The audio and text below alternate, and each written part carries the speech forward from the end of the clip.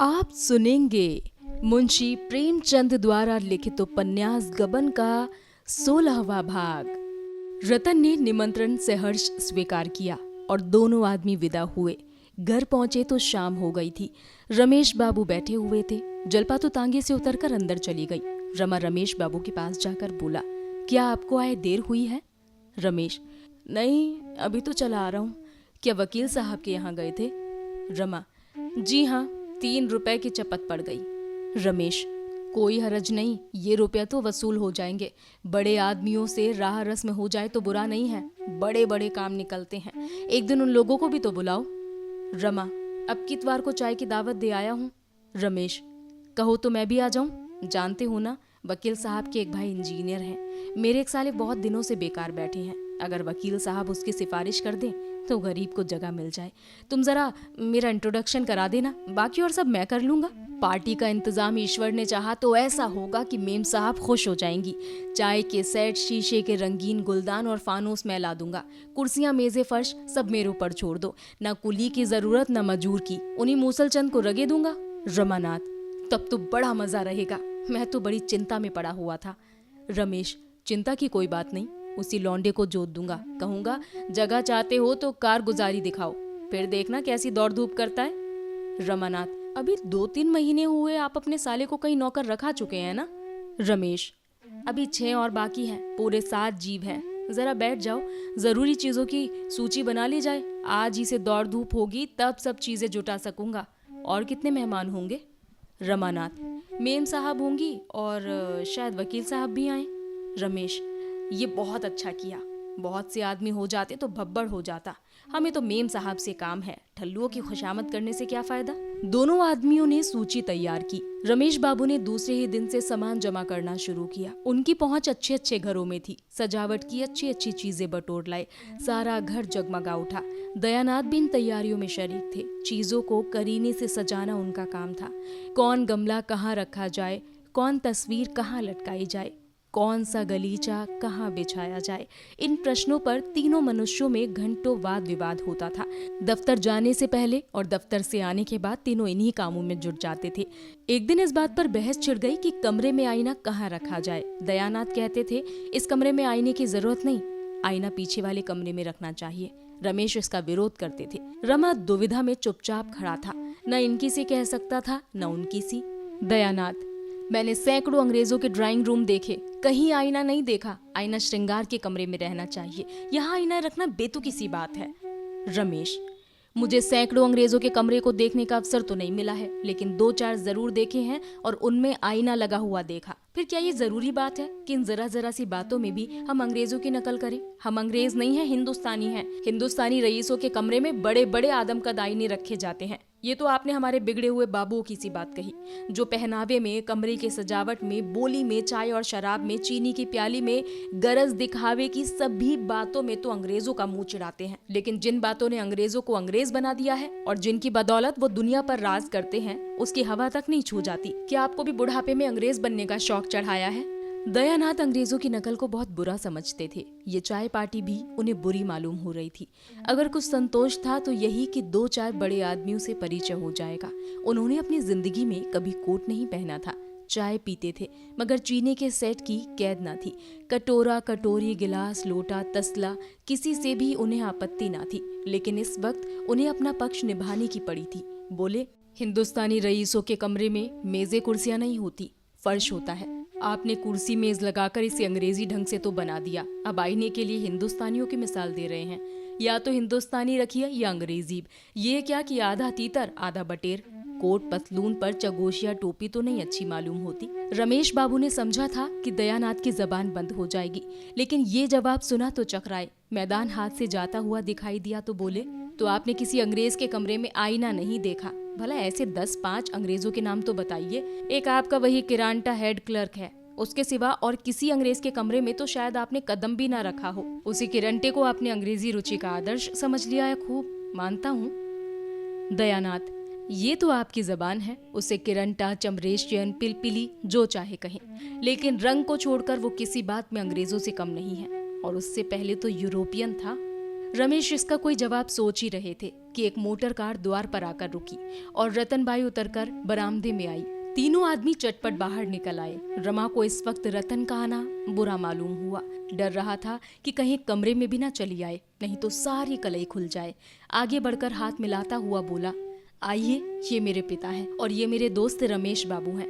लेकिन उन दोनों सज्जनों ने ना हाथ बढ़ाया और ना ही जगह से हिले, सकपकाए से खड़े रहे। रतन ने भी उनसे हाथ मिलाने की जरूरत न समझी। दूर ही से उनको नमस्कार करके रमा से बोली, नहीं बैठूंगी नहीं, इस वक्त फुर्सत नहीं है, आपसे कुछ कहना था। ये कहते हुए वो रमा के साथ मोटर तक आई और आहिस्ता से बोली, आपने सर्राफ से कह तो दिया होगा। रमा ने निसंकोच होकर कहा, जी हाँ, बना रहा है। रतन, उस दिन मैंने कहा था अभी रुपया ना दे सकूंगी, पर मैंने शायद समझा आपको कष्ट हो, इसीलिए रुपये मंगवा लिए। 800 चाहिए ना? जल्पा ने कंगन के दाम 800 बताए थे। रमा चाहता तो इतने रुपए ले सकता था, पर रतन की सरलता और विश्वास ने उसके हाथ पकड़ लिए। ऐसी उदार निष्कपट रमणी के साथ वो विश्वासघात ना कर सका। वो व्यापारियों से 2-2, 4-4 आने लेते जरा भी ना झिझकता था। वो जानता था कि वे सब भी ग्राहकों को उल्टे छुरे से मुड़ते हैं। ऐसों के साथ ऐसा व्यवहार करते हुए उसकी आत्मा को लेश मात्र भी संकोच न होता था। लेकिन इस देवी के साथ ये कपट व्यवहार करने के लिए किसी पुराने पापी की जरूरत थी। कुछ सकुचाता हुआ बोला, क्या जल्पा ने कंगन के दाम 800 बतलाए थे? उसे शायद याद न रही होगी। उसके कंगन 600 के हैं। आप चाहें तो 800 का बनवा दूं? रतन, नहीं, मुझे तो वही पसंद है, आप 600 का ही बनवाइए। उसने मोटर पर से अपनी थैली उठाकर 100-100 रुपए के 6 नोट निकाले। रमा ने कहा, ऐसी जल्दी क्या थी? चीज तैयार हो जाती तब हिसाब हो जाता। रतन, मेरे पास रुपए खर्च हो जाते, इसीलिए मैंने सोचा आपके सिर पर लादा हूँ। मेरी आदत है कि जो काम करती हूँ जल्द से जल्द कर डालती हूँ, विलंब से मुझे उलझन होती है। ये कहकर वो मोटर पर बैठ गई। मोटर हवा हो गई। रमा संदूक में रुपए रखने के लिए अंदर चला गया तो दोनों वृद्धजनों में बातें होने लगी। रमेश, देखा? दयानाथ, जी हाँ, आंखें खुली हुई थी। अब मेरे घर में भी वही हवा आ रही है, ईश्वर ही बचावे। रमेश, बात तो ऐसी ही है, पर आजकल ऐसी ही औरतों का काम है। जरूरत पड़े तो कुछ मदद तो कर सकती हैं। बीमार पड़ जाओ तो डॉक्टर को तो बुला ला सकती हैं। यहाँ तो चाहे हम मर जाएं, तब भी क्या मजाल कि स्त्री घर से बाहर पांव निकाले। दयानाथ, हमसे तो भाई ये अंग्रेजियत नहीं देखी जाती। क्या करें, संतान की ममता है, नहीं तो यही जी चाहता है कि रमा से साफ कह दूं, भैया अपना घर अलग लेकर रहो। आंख फटी, पीर गई। मुझे तो उन मर्दों पर क्रोध आता है जो स्त्रियों को यूं सिर चढ़ाते हैं। देख लेना, एक दिन ये औरत वकील साहब को दगा देगी। रमेश, महाशय, इस बात में तो मैं तुमसे सहमत नहीं हूँ। ये क्यों मान लेते हो कि जो औरत बाहर आती जाती है वो जरूर ही बिगड़ी हुई है? मगर रमा को मानती बहुत है। रुपया ना जाने किस लिए दिए। दयानाथ, मुझे तो इसमें कुछ गोलमाल मालूम होता है। रमा कहीं उससे कोई चाल ना चल रहा हो। इसी समय रमा भीतर से निकल आ रहा था। अंतिम वाक्य उसके कान में पड़ गया। भौहें चढ़ाकर बोला, जी हाँ, जरूर चाल चल रहा हूँ। उसे धोखा देकर रुपया ऐंठ रहा हूँ, यही तो मेरा पेशा है। दयानाथ ने झेपते हुए कहा, तो इतना बिगड़ते क्यों हो? मैंने तो कोई ऐसी बात नहीं कही।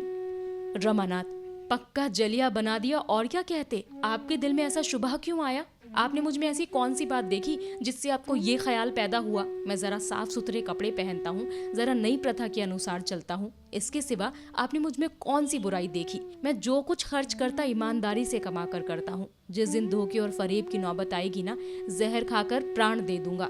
हाँ, ये बात है कि किसी को खर्च करने की तमीज होती है, किसी को नहीं होती। वो अपनी सुबुद्धि है। अगर इसे आप धोखेबाजी समझें तो आपको अख्तियार है।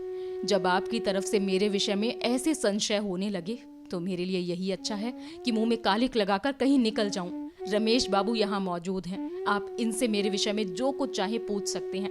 ये मेरे खातिर झूठ न बोलेंगे। सत्य के रंग में रंगी हुई इन नई बातों ने दयानाथ को आश्वस्त कर दिया।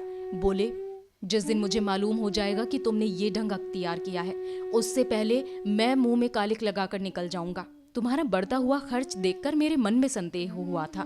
मैं इसे छिपाता नहीं हूँ, लेकिन जब तुम कह रहे हो तुम्हारी नीयत साफ है तो मैं संतुष्ट हूँ। मैं केवल इतना ही चाहता हूँ कि मेरा लड़का चाहे गरीब रहे पर नीयत ना बिगड़े। मेरी ईश्वर से यही प्रार्थना है कि वो तुम्हें सत्पथ पर रखे। रमेश ने मुस्कुरा कर कहा, अच्छा, ये किस्सा तो हो चुका, अब ये बताओ, उसने तुम्हें रुपए किस लिए दिए? मैं गिन रहा था, 6 नोट दिए थे, शायद 100 के थे। रमानाथ, ठग लाया हूँ।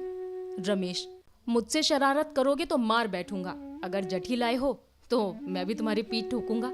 जीते रहो, खूब जटो, लेकिन आबरू पर आंच ना आने पाए। किसी को कानो कान खबर ना हो, ईश्वर से तो मैं डरता नहीं। उसका जवाब मैं दे दूंगा, मगर आदमी से डरता हूँ। सच बताओ, किस लिए रुपए दिए? कुछ दलाली मिलने वाली हो तो मुझे भी शरीक कर लेना। रमानाथ, झड़ाऊ कंगन बनवाने को कह गई हैं। रमेश, तो चलो मैं एक अच्छे सराफ से बनवा दूं। ये झंझट तुमने बुरा मोल ले लिया। औरतों का स्वभाव जानते नहीं, किसी पर विश्वास तो इन्हें आता ही नहीं। तुम चाहो तो 2-4 रुपए अपने पास से ही खर्च कर दो, पर वो यही समझेगी कि मुझे लूट लिया। नेक नामी तो शायद ही मिले, हाँ बदनामी तैयार खड़ी है। रमानाथ, आप मूर्ख स्त्रियों की बात कर रहे हैं। शिक्षित स्त्रियां ऐसी नहीं होती। जरा देर बाद रमा अंदर जाकर जल्पा से बोला, अभी तुम्हारी सहेली रतन आई थी। जल्पा, सच? तब तो बड़ा गड़बड़ हुआ होगा, यहाँ कुछ तैयारियां तो थी ही नहीं। रमानाथ, कुशल यही हुई कि कमरे में नहीं आई, कंगन के रुपया देने आई थी। तुमने उनसे शायद 800 रुपए बताए थे, मैंने 600 ले लिए। जल्पा ने झेंपते हुए कहा, मैंने तो दिल लगी की थी। जल्पा ने इस तरह अपनी सफाई तो दे दी, लेकिन बहुत देर तक उसके मन में उथल पुथल होती रही। रमा ने अगर 800 रुपए ले लिए होते तो शायद उथल पुथल ना होती, वो अपनी सफलता पर खुश होती। पर रमा के विवेक ने उसकी धर्म बुद्धि को जगा दिया था। वो पछता रही थी कि मैं व्यर्थ झूठ बोली। ये मुझे अपने मन में कितनी नीच समझ रहे होंगे, रतन भी मुझे कितनी बेईमान समझ रही होगी। तो ये था गबन उपन्यास का 16वां भाग। उपन्यास के और भी भाग सुनने के लिए बनी रहिए हमारे साथ, और हमारी अन्य कहानियों को सुनकर उन पर भी अपनी प्रतिक्रियाएं देना ना भूलें। साथ ही हमारे चैनल को लाइक, शेयर, सब्सक्राइब करना ना भूलें, और सुनते रहें स्टोरियन लफ्जों के हमसफर।